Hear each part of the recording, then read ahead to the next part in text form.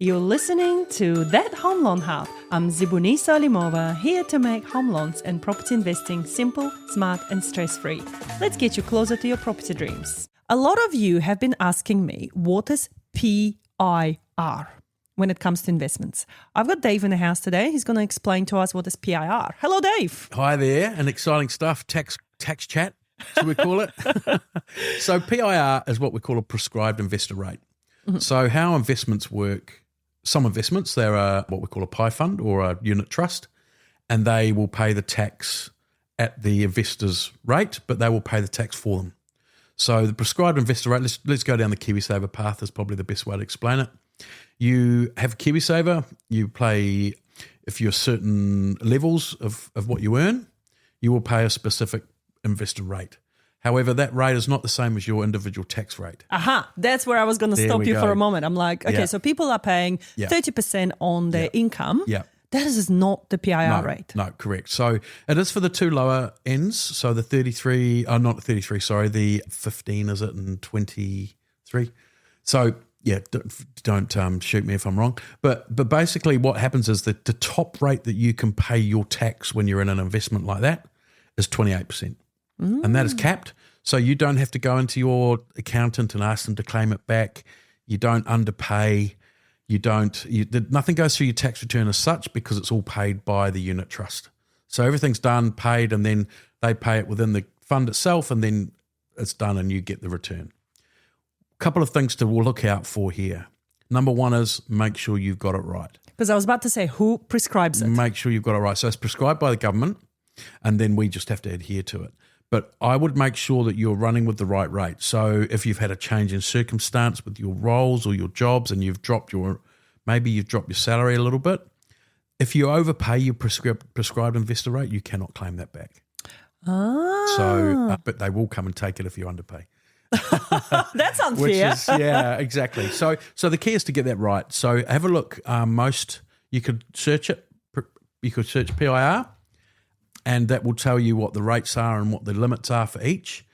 Make sure you get that right because if you're an investment, you're in KiwiSaver, you're capped at 28, which is great. So if you're using it as an investment, if you're using it as a retirement vehicle, that's capped at 28, so you won't be paying 33%. If you're a 33% taxpayer or a 39% taxpayer, you won't be paying that if you're in an investment which follows the same rules.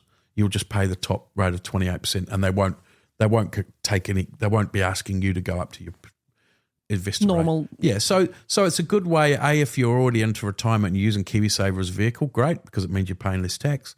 If you're using this type of investment to help you get along or put some money into outside of maybe a term deposit that doesn't apply, then you'll be paying tax at 33 and not 28 or 39. So I've got some numbers for people. Here we go. So you pay 28% if your income is over $48,000. Yep. Okay. Yep. Now you pay 17.5% if your income is between $14,000 to $48,000. Yep. And then you pay 10.5% if your income is up to $14,000. So it's usually children or people not working or people on benefit. Correct. So again, get it right and make sure your provider knows what your PIA is. Most providers will have something on their client app or their client portal, which you can go and input that and change it if you need to. But make sure you keep up to date with it and make sure it changes with you. Exactly, because that's what I was about to say, that I think the biggest trap we see is where people just set and forget. Correct. And this is not a thing here to set and forget because you could be overpaying and you cannot claim it back. We cannot stress this enough. But if you underpay, they will come for you. And if you're having a break, and if one of the parents is having a break to look after the kids, then obviously your salary is going to drop. Make sure you tell your provider because otherwise you're paying 28%. Yeah, absolutely. Awesome, Dave. Thank you so much. I think it really, really, really made things simple for people that always see those three letters, PIR, on their statements, and they just don't know what it means, how it works, how does it apply to them. And it's a really good way for them to now go, So what I want people to do right now is you're listening to this. If you're driving, obviously don't do that. But if you're listening to this and you're sitting in the office or at home, in your bed, wherever, pull up your phone, pull up your apps, have a look. What sort of, and usually you would find it in your settings or under your profile. What sort of PIR are you currently on? It'll be clear to you, and most portals will be clear to you what rate you're on. If it's not clear, the IRD website, MyIR, they'll have it in there as well. MyIR. Awesome. Thank you so much. We did a really good job today. Awesome. And that's a wrap on that Home Loan Hub. Don't forget to hit subscribe and join me next time for more property tips and tricks. Your next smart move starts here.